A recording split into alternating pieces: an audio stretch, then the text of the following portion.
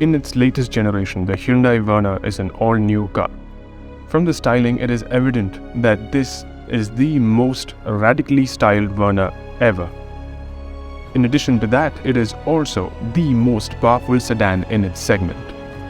And today, we bring you everything you need to know about the all-new Verna.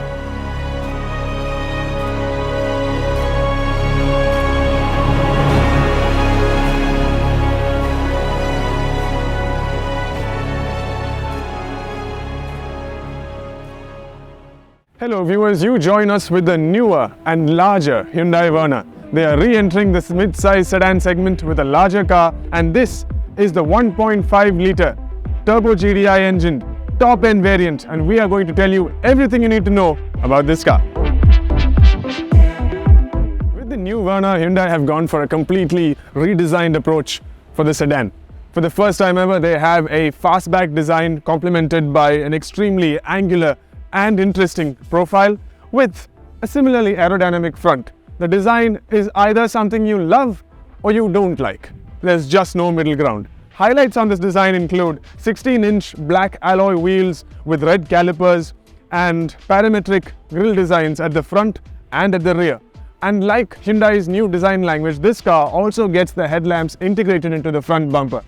The rear tail lamp is nothing short of a work of art because it stretches throughout the entire body of the car and gives it an extremely rich and premium visual appeal. Similarly, at the front we have an LED DRL that runs through the entire width of the car, making it extremely unique on the road.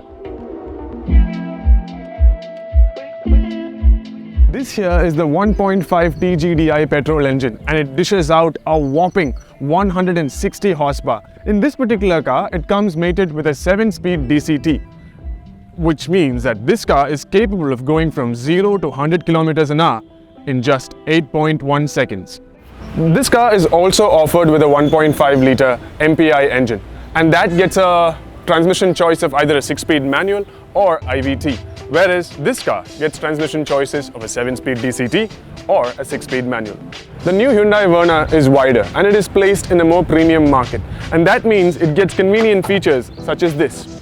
Once open, you notice that because the car is wider, this opening to load luggage is a lot more accessible, and the space itself is extremely generous.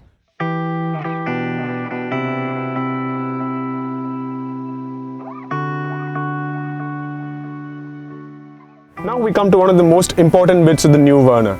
This car is slightly longer and wider than the previous generation model, and what that means is more space in the cabin. So in the rear seat, with this driver's seat adjusted for somebody my height, I am fairly comfortable. My knees are not touching this thing, I have good under-thigh support, good leg room and enough headroom. More importantly, there is much more shoulder room than before, making this an extremely comfortable place to be if you are chauffeur-driven on a daily basis.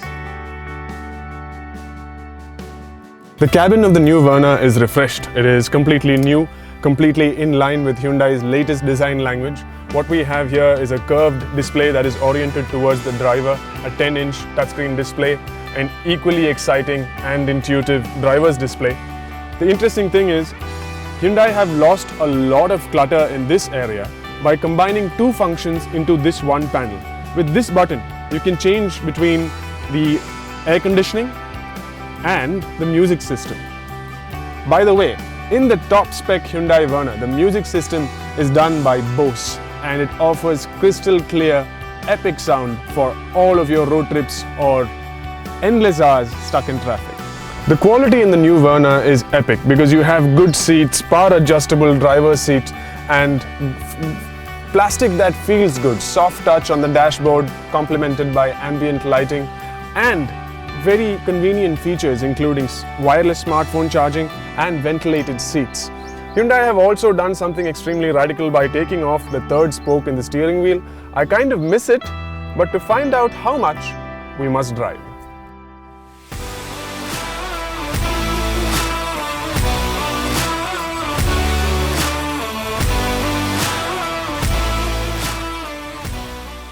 We are now driving on the Delhi-Bombay Expressway, and the roads are pristine, the surface is amazing.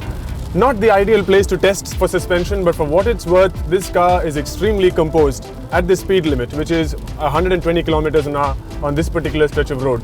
Composed, planted. The ride is a little on the stiffer side, but not uncomfortably so.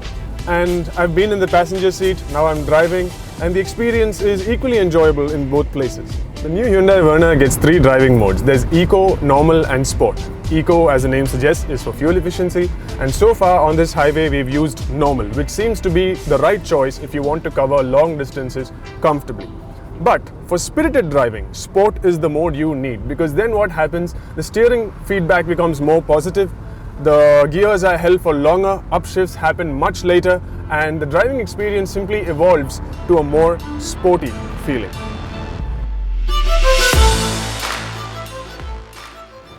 Following our first drive experience with the Hyundai Verna, we have come to a few conclusions. First is that this car's design is unique and distinctive.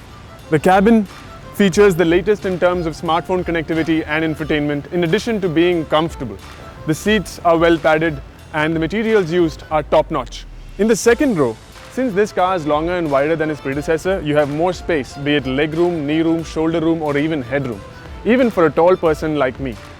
The TGDi 1.5-litre engine in the front ensures that this car has the performance needed to be driven at speeds in excess of 120 km per hour easily. The ride is slightly on the firmer side, but the ride quality is nothing to complain about. So in sport mode, the Verna is engaging to drive, but what it does better is comfort. To be chauffeur driven, to be used every day and for long highway drives, this could be the car you need. And the pricing, as you can see, ranges from a little more than 10 lakh rupees all the way to little more than 17 lakh rupees ex-showroom. And for what it's worth, we think that is a good deal. If you have any further questions, do leave them in the comment section. And this is Joshua signing off for Car India.